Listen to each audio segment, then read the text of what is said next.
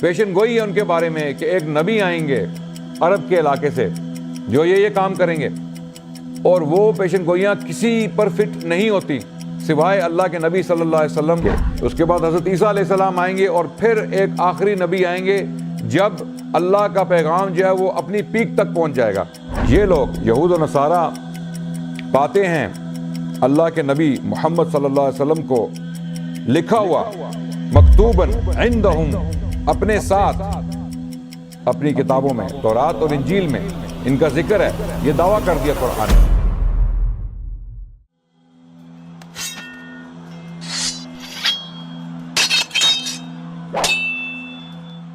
بسم اللہ الرحمن الرحیم، الحمد للہ رب العالمین، والصلاة والسلام علی خاتم الانبیاء وسید المرسلین وعلی آلہ واصحابہ الغر المیامین ومن تبعہم بإحسان الی یوم الدین، اما بعد، اعوذ باللہ السمیع العلیم من الشیطان الرجیم، بسم اللہ الرحمن الرحیم، وما ارسلناک الا رحمة للعالمین، وقال رسول اللہ صلی اللہ علیہ وسلم، لا یؤمن احدکم حتی اکون احب الیہ من والدہ وولدہ والناس اجمعین۔ میرے پیارے بہنوں اور بھائیوں، میرے عزیز ہم وطنوں، آپ کے سامنے آج میں اللہ کے نبی صلی اللہ علیہ وسلم کی سیرت پیش کرنے جا رہا ہوں۔ یہ سلسلہ اسلام کی تاریخ بیان کرنے کا سلسلہ ہے، اور اس دوران انشاءاللہ ہم کوشش کریں گے کہ مسلمانوں کی تاریخ میں جو بڑے بڑے واقعات ہوئے ان کے اوپر روشنی ڈالی جائے، اور ہمارا جو جوان طبقہ ہے، جو ہمارے بچے ہیں اسکولوں اور کالجز میں، ان کے لیے خصوصاً، اور باقی تمام بزرگوں کے لیے، اور ہماری جو مسلم عوام ہے اردو سپیکنگ دنیا میں، ان کے لیے عموماً ہم کچھ انفارمیشن مہیا کرنا چاہتے ہیں اسلامی تاریخ پر۔ اسلامی تاریخ پر بہت کم مواد موجود ہے اردو زبان میں ویڈیو کی صورت میں۔ کتابیں تو بہت ساری ہیں، اور آج کل کے دور میں سوشل میڈیا کا دور ہے، اس دور میں کتابیں پڑھنا ہر انسان کے بس کی بات نہیں ہے۔ یہ ممکن ہے کہ ہم فیس بک پیجز اور باقی پیجز، انسٹاگرام پیجز، شاید سینکڑوں پیجز پڑھ لیں، لیکن جب کتاب کھولیں گے تو ہمیں نیند آ جائے گی۔ تو اس کا ایک ہمارے پاس سولوشن یہ ہے کہ ہم لوگوں کے لیے آسانی پیدا کر دیں، اور جو مواد کتابوں میں موجود ہے اس کو ویڈیوز کی صورت میں لوگوں تک پہنچائیں انشاءاللہ۔ تو اس سیریز کا مقصد، اس سلسلے کا مقصد یہی ہے کہ اسلام کی تاریخ میں جو بڑے بڑے واقعات ہوئے ہیں، جو ہمارے بڑے بڑے ہیروز ہیں، جو ہمارے بڑے بڑے علماء، خطباء، بلغاء، نبی صلی اللہ علیہ وسلم کی ذات سے لے کر بعد کے لوگ جو آئے، جنہوں نے بڑی بڑی قربانیاں دیں اور اسلام کے لیے بڑے بڑے کام کیے، ان کی تاریخ کو پڑھنا ہمارے لیے بہت ضروری ہے، کیونکہ آج کل ہمارے بچے جو ہیں وہ دوسرے ہیروز سے بہت متاثر ہیں۔ کچھ لوگوں کے ہیروز جو ہیں وہ فٹ بال سٹارز ہیں، کچھ کے میوزک آرٹسٹ ہیں، کچھ کے ایکٹرز ہیں، اور کچھ کے اسپورٹس مین یا اسپورٹس ویمن ہیں۔ تو ہم چاہتے ہیں کہ ہم ایک متبادل رستہ بھی دکھائیں، جو بھولا ہوا رستہ ہے، ہم بھٹکے ہوئے ہیں راہ سے۔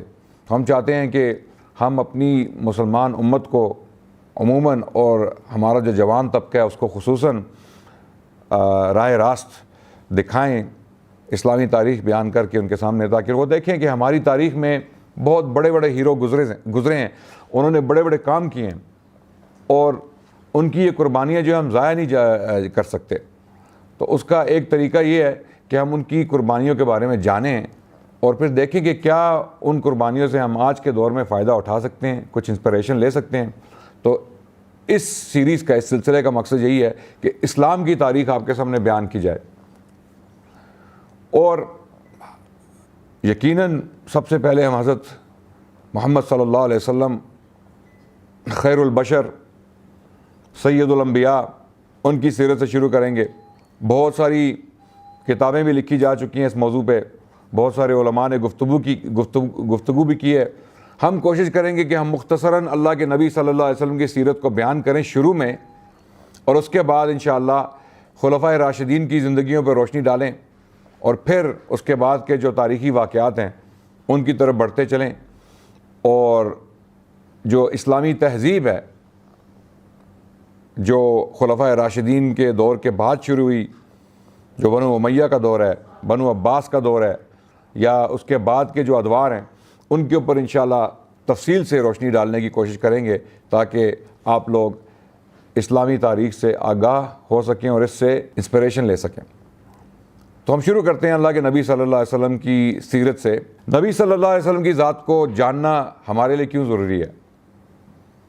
ایک شخص صلی اللہ علیہ وسلم جو آج سے 1400 سال پہلے زندہ تھے، عرب کے علاقے میں، عرب مکے کی سنگلاخ پہاڑیوں کے درمیان ان کی پیدائش ہوئی مکے کے شہر میں، اور آج بھی اگر آپ مکے جائیں تو آپ دیکھیں گے کہ مکے کے آس پاس جو ہے وہ بنجر علاقہ ہے، وہاں پر کاشتکاری نہیں ہو سکتی۔ تو ایک بنجر علاقے میں، ایک سنگلاخ پہاڑوں کے خطے میں اللہ سبحانہ و تعالیٰ نے اس نبی کو پیدا کیا۔ اول تو ہم یہ دیکھیں گے کہ ان کی اہمیت، اللہ کے نبی صلی اللہ علیہ وسلم کی اہمیت جو ہے وہ کیا پہلے بھی بیان ہوئی، کیا ان کے بارے میں کچھ پہلے بھی پیشن گوئیاں کی گئیں، یا ان کی پیدائش ایک شوق کی صورت میں دنیا کے سامنے آئی کہ ایک دم ایک نبی پیدا ہو گیا اور انہوں نے نبوت کا دعویٰ کر دیا۔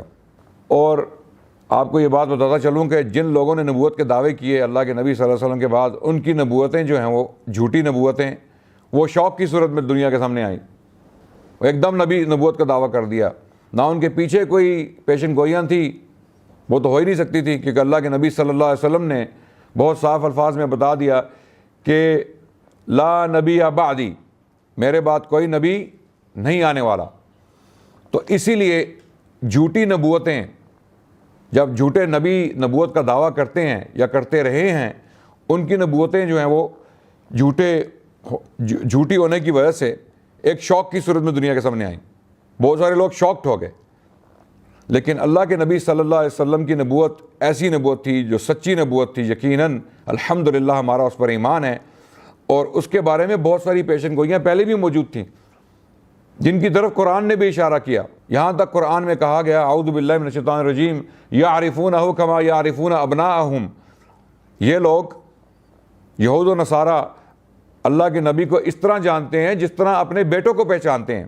تو یہ دعویٰ بہت بڑا دعویٰ تھا، اور یہ سورہ اعراف میں آیت نمبر 157 میں اللہ سبحانہ تعالیٰ نے یہ دعویٰ کیا، قرآن نازل کیا، اور قرآن میں اللہ نے یہ فرمایا اعوذ باللہ من الشیطان الرجیم بسم اللہ الرحمن الرحیم یجدونہ مکتوبا عندہم فی التوراۃ والانجیل، یہ لوگ یہود و نصارہ پاتے ہیں اللہ کے نبی محمد صلی اللہ علیہ وسلم کو لکھا ہوا مکتوباً عندہم، اپنے ساتھ اپنی کتابوں میں، تورات اور انجیل میں ان کا ذکر ہے۔ یہ دعویٰ کر دیا قرآن نے۔ تو یہ دعویٰ جو اللہ کے نبی صلی اللہ علیہ وسلم نے نبوت کا کیا، یہ کوئی اپنی سوچ کے مطابق نہیں کیا، یہ اللہ نے ان کے اوپر وحی نازل کی اور ان کو بتایا کہ آپ اللہ کے نبی ہیں۔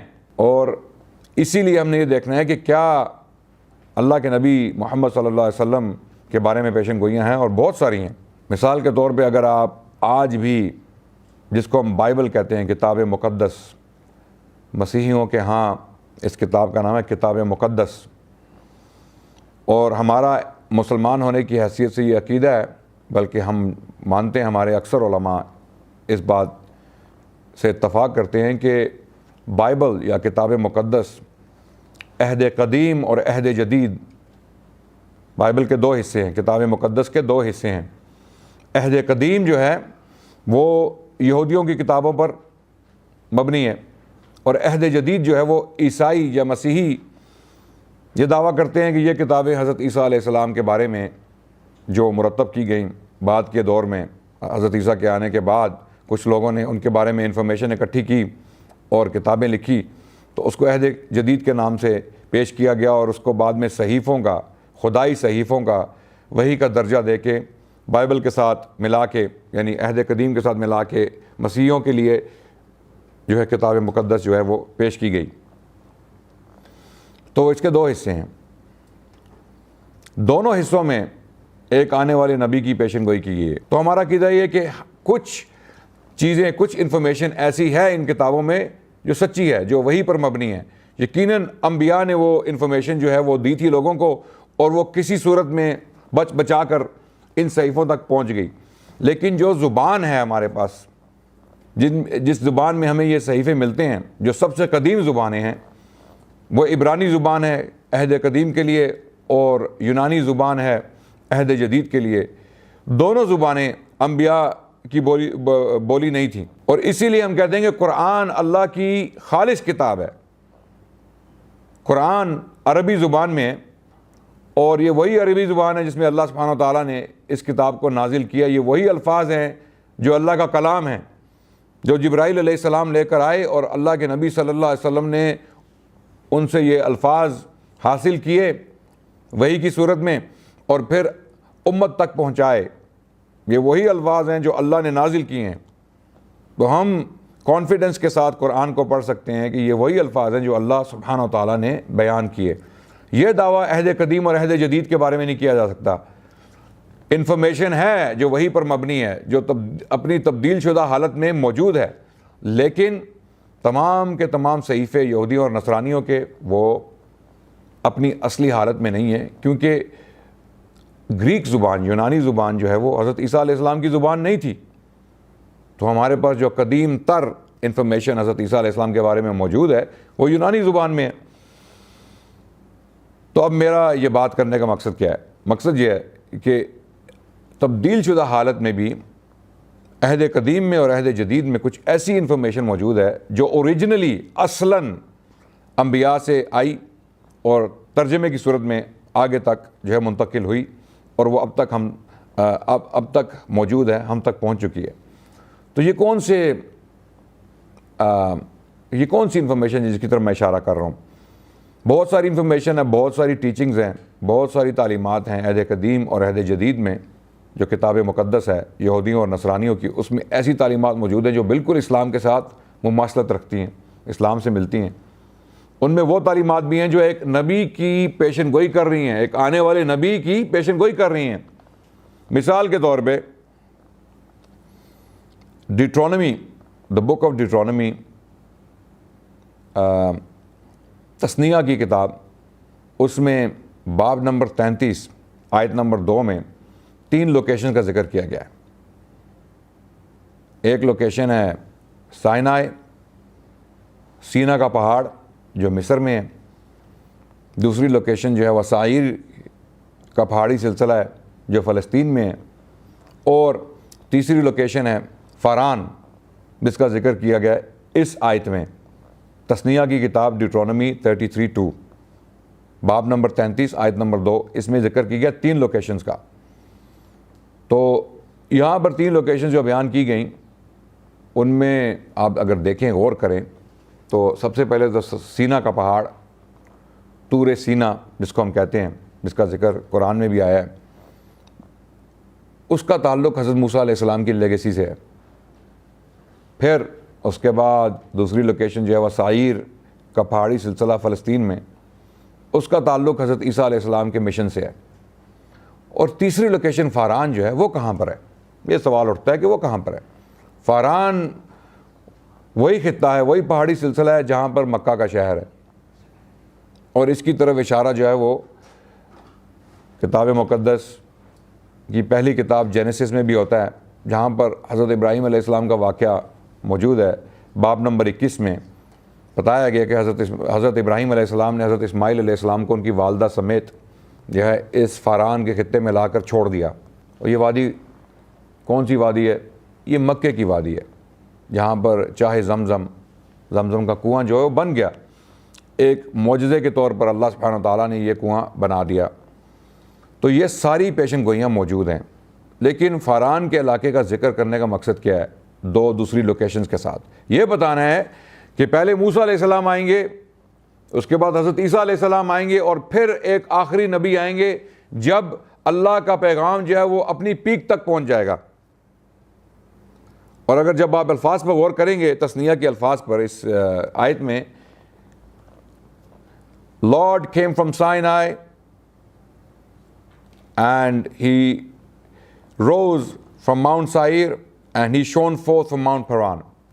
یہاں پر یہ بتایا جا رہا ہے کہ فاران کی جو پہاڑیاں ہیں، یہاں پر آ کر میسج جو ہے وہ اپنے عروج کو پہنچ جائے گا. یہ رسالہ، یہ پیغام اپنے عروج کو پہنچ جائے گا، یعنی آخری نبی صلی اللہ علیہ وسلم. اس کے بعد بہت ساری پیشن گوئیاں اور بھی ہیں، تفصیلات میں نہیں جانا چاہتا.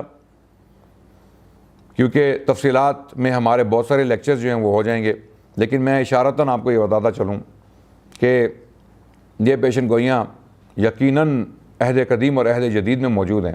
پھر اشیاء ایک نبی تھے آئزایا کے نام سے، عربی میں اور اردو میں ان کو اشیاء کہا جائے گا، الف شین عین یہ الف اشیاء۔ ان کی کتاب میں باب نمبر 42 میں ایک نبی کی پیشن گوئی ہے کہ عرب کے علاقے سے ایک نبی اٹھیں گے اور وہ دنیا میں جو ہے وہ امن پھیلا دیں گے، انصاف قائم کیا جائے گا، اور اس انصاف کا انتظار بہت سارے جزیرے کریں گے، اور وہ لوگوں کو ظلمات سے نکال کے نور کی طرف لائیں گے، اور لوگوں کو جیل خانوں سے نجات دلائیں گے، جو روحانی جیل خانے جن میں لوگ بند ہیں، اور بت پرستوں کو شرمسار کریں گے، اور ایک نیا قانون، ایک نیا ضابطۂ حیات لے کر آئیں گے، اور ان کا تعلق جو ہے وہ کیدار کی آبادیوں سے ہوگا۔ یہ آیت نمبر 11 میں صریحتاً لکھا ہوا ہے کہ ان کا تعلق کیدار کی جو آبادیاں ہیں ان سے ہوگا۔ اب کیدار کون ہیں؟ کیدار جو حضرت اسماعیل علیہ السلام کے بیٹوں میں سے ہیں، دوسرے بیٹے ہیں۔ نبت پہلے بیٹے تھے، دوسرے بیٹے کا نام کیدار تھا۔ اور جب ہم اللہ کے نبی صلی اللہ علیہ وسلم کی جینیالوجیز، ان کا شجرہ مبارک، شجرہ نسب جو اللہ کے نبی صلی اللہ علیہ وسلم کا ہے، اس کو اٹھا کے پڑھیں گے تو ہمیں نظر آئے گا جو شجرہ نسب اللہ کے نبی صلی اللہ علیہ وسلم کا ہم تک پہنچا ہے، اس کی دو سورسز ہیں۔ ایک سیرت ابن اسحاق میں ہے، اور دوسرا جو ہے شجرہ نسب وہ بیان کیا ہے محمد بن سعد۔ دونوں تقریباً علماء دوسری صدی ہجری میں ان کی وفات ہوئی، دونوں کی، محمد بن اسحاق کی اور محمد بن سعد دونوں کی۔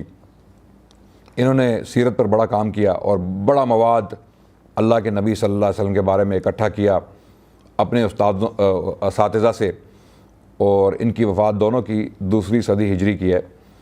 تو ان دونوں نے شجرہ نسب اللہ کے نبی صلی اللہ علیہ وسلم کا جو ہے وہ جمع کیا، اور ایک شجرہ جو ہے وہ حضرت کیدار تک پہنچتا ہے۔ یعنی کیدار جو ہیں وہ حضرت محمد صلی اللہ علیہ وسلم کے 60ویں باپ، یعنی 60 نمبر پہ ہیں، حضرت اسماعیل کی اولاد میں سے ہیں، دوسرا بیٹا ہے ان کا۔ تو اس سے یہ پتہ چلتا ہے کہ حضرت اسماعیل تک جو نبی صلی اللہ علیہ وسلم کا سلسلہ پہنچتا ہے، اس کی ایک جینیالوجی، ایک شجرہ نسب جو ہے وہ کیدار کے تھرو، ان کے ذریعے حضرت اسماعیل تک پہنچتا ہے۔ حضرت محمد صلی اللہ علیہ وسلم کا حکم تھا کہ میرا جو شجرہ نسب ہے وہ عدنان تک بیان کرو۔ عدنان سے اوپر جو ہے اس کے اوپر علماء کا اتفاق نہیں ہے، اور اللہ کے نبی صلی اللہ علیہ وسلم نے خود یہ جو ہے ایک انسٹرکشن دی کہ عدنان سے اوپر شجرہ نسب بیان نہ کیا جائے۔ لیکن جن علماء نے عدنان سے اوپر شجرہ نسب بیان کیا، انہوں نے اس لیے کیا کہ لوگوں تک جو موجودہ انفارمیشن ہے وہ پیش کر دی جائے۔ بے شک لوگ اس کو نہ مانیں، اس پر یقین نہ کریں، کیونکہ عدنان سے اوپر جو شجرہ نسب ہے اس میں اختلاف ہے، شدید اختلاف ہے۔ جو اہل نسب ہیں، جو انساب کے ماہر تھے، جو عرب دنیا میں عربوں کے ہاں نسب جو حفظ کرتے تھے، ان کے ہاں اختلاف تھا، اس وجہ سے اس کو چھوڑ دیا گیا۔